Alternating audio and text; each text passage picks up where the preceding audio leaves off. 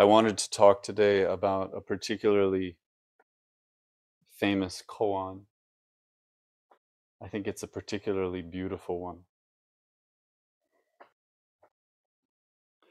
Yunyan asked Daowu, how does the Bodhisattva of Great Compassion, Avalokiteśvara, use so many hands and eyes?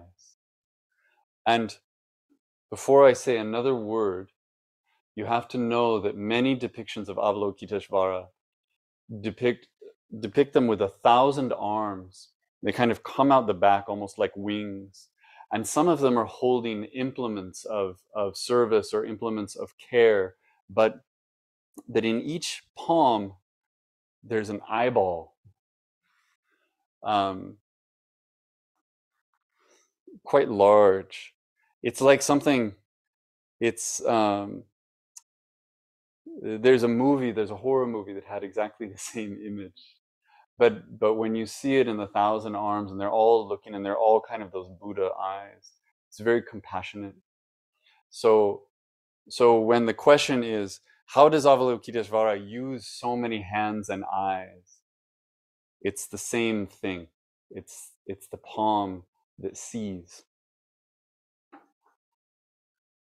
Daowu said, it's just like a person in the middle of the night reaching back in search of a pillow. Yunyan said, I understand. Daowu said, how do you understand it? Yunyan said, all over the body are hands and eyes. To which Daowu said, what you said is roughly all right, but it's only 80% of it. Yunyan asked, Senior brother, how do you understand it? And Daowu said, throughout the body are hands and eyes.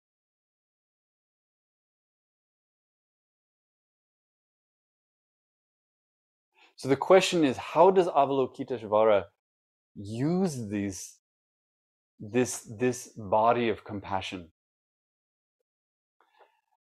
And here we get to the really famous part. This image where Daowu says, it's like a person in the middle of the night reaching for a pillow, right? Someone who is asleep or half asleep. There's something they're doing, not consciously, but with some knowledge. You know, they know the pillow's there.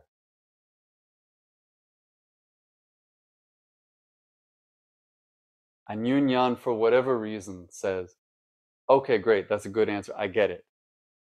To which Daowu says, do you really get it? And then Yunyan offers this very beautiful image. He's essentially saying it's not just these 1,000 hands. He's saying the whole instrument of Avalokiteśvara. He says all over the body are hands and eyes. 360 degrees, hands and eyes. And Daowu says, oh, you're so close. You're so close. And then he edits it just a little bit. And he says, not all over the body, throughout the body are hands and eyes.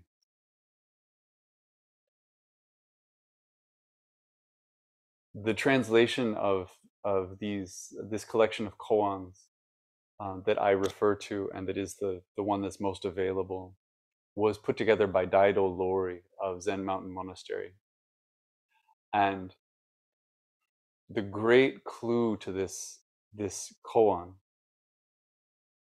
comes from him. And before I say it, I want to point out, you know, a lot of these interactions, there's a kind of zinger, or there's a kind of one-upsmanship, right? Someone wins and someone loses. And often the person who loses wins because when they hear the right answer, it ends with, and then he was fully enlightened. right? And so in a way, the story becomes about the novice. It's about the junior person. And something that's kind of soft about this one is it doesn't end like that. It's a story about a teacher trying to make sure that the student understands. He's just clarifying. He's saying, no, you're almost there. I'm just going to add this little thing. Daido Loori in his commentary says, Avalokiteśvara doesn't understand anything about compassion. And what he's speaking about is that Avalokiteśvara, when we say that Avalokiteśvara is the embodiment of compassion, we don't mean that Avalokiteśvara has more compassion than anybody else. We mean that Avalokiteśvara is compassion. Through and through. To such a degree, and this is what Daido Loori is talking about, that Avalokiteśvara doesn't know anything but compassion.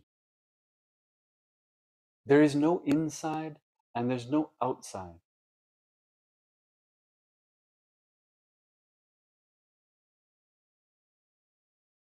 If your entire universe is just one thing, then that's the one thing you know nothing about.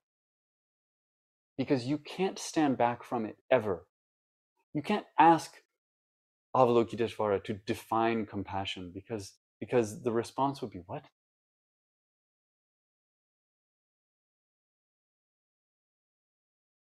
It wouldn't make sense. This conversation is one piece in a much greater conversation that presents itself in similar ways but different images over and over and over again. This month we finished the study group for Keizan's instructions for Zazen. And from the very beginning, Keizan describes Zazen in the same way that this koan talks about compassion. That it's just everything. That Zazen is everything. It's not something we do. It's not something we practice. It's not something we get better at. It's not even something we enter into.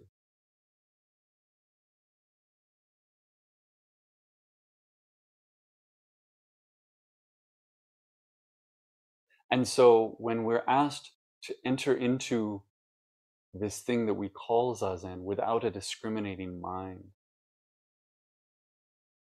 we're being asked, can you rest in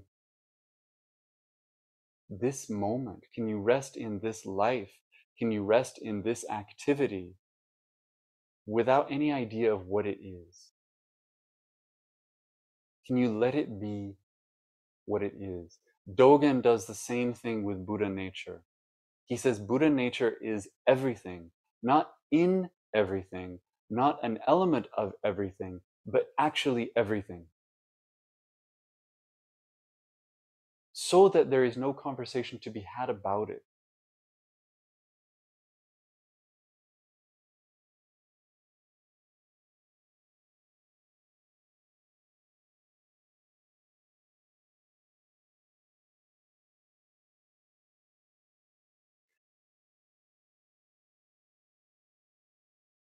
When we go to this kind of place,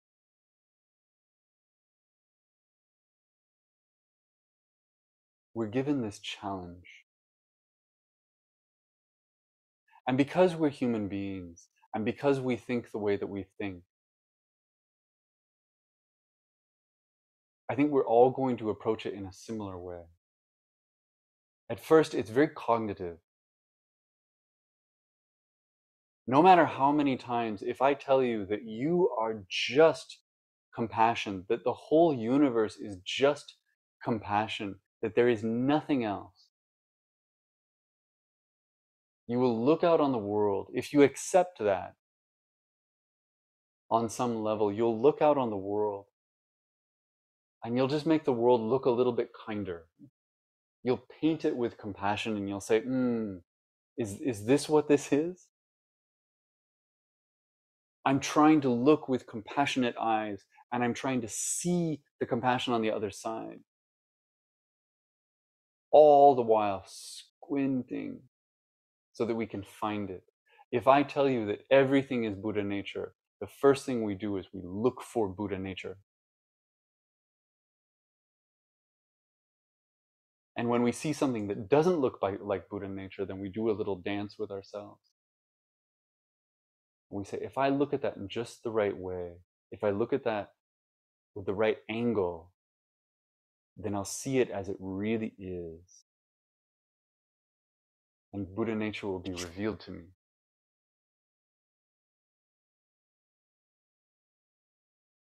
I don't think we have another option but to try that first. But this koan is about something much deeper and much more natural.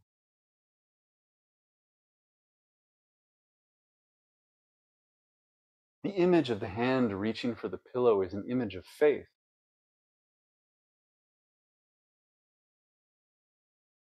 Somewhere in that restful mind, again, asleep or half asleep,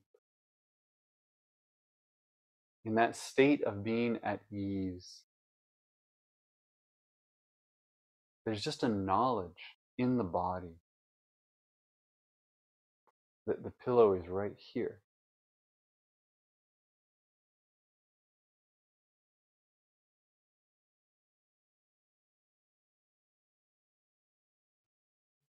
And so this becomes a conversation about faith.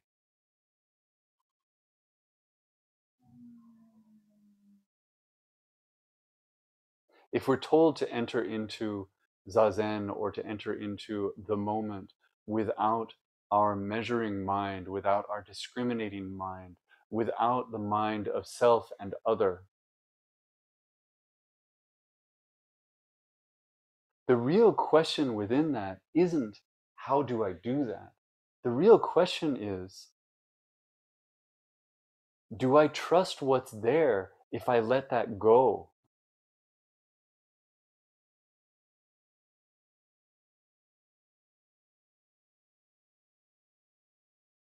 Do I trust what is at the bottom of the universe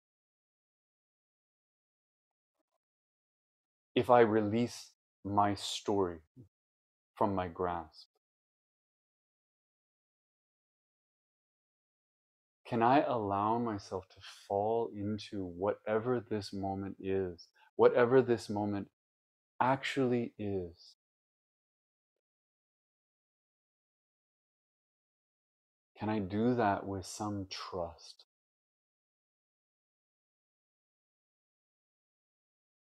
in who I am and in what this is and in what this moment offers?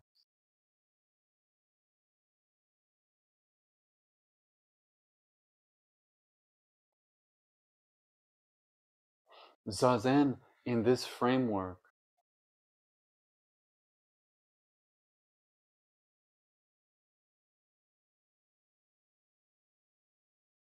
is an act of perfectly letting go.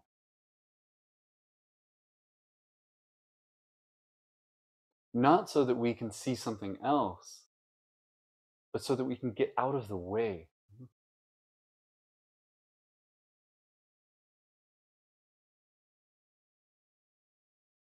In this koan, compassion is the same. For Dogen, Buddha nature is the same.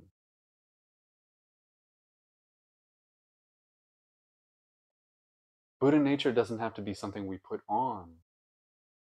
It can just be something we allow.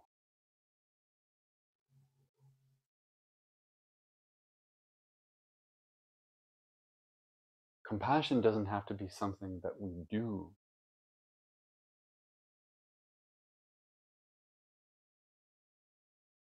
It can be something that we make space for. Because it's there.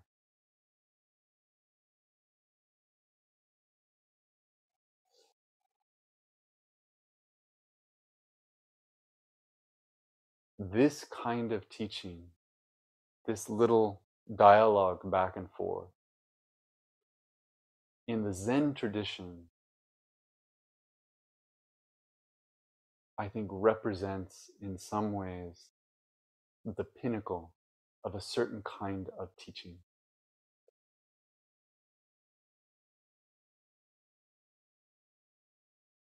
Sitting with this today, in that question of what is it to trust in me? What is it to trust in this? I am put into this space that is at once grounded and diffuse.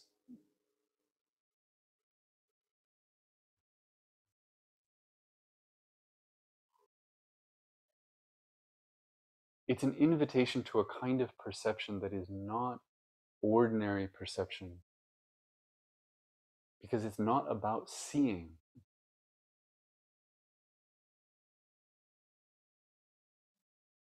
Because seeing implies that there's you and there's the thing out there.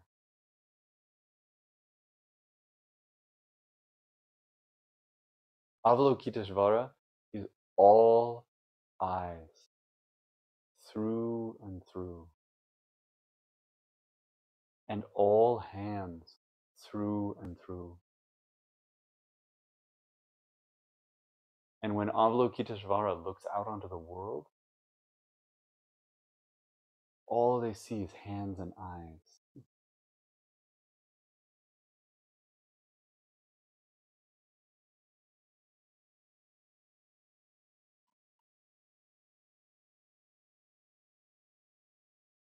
If we don't see it in this moment, that's not a problem. It's not that kind of test.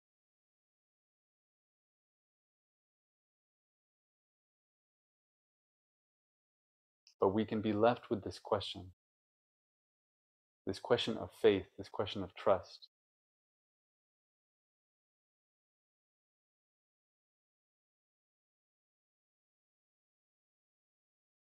Can I just allow for what this is?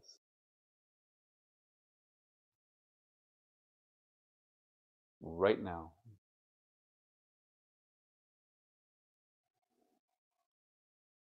And that's where I'll stop.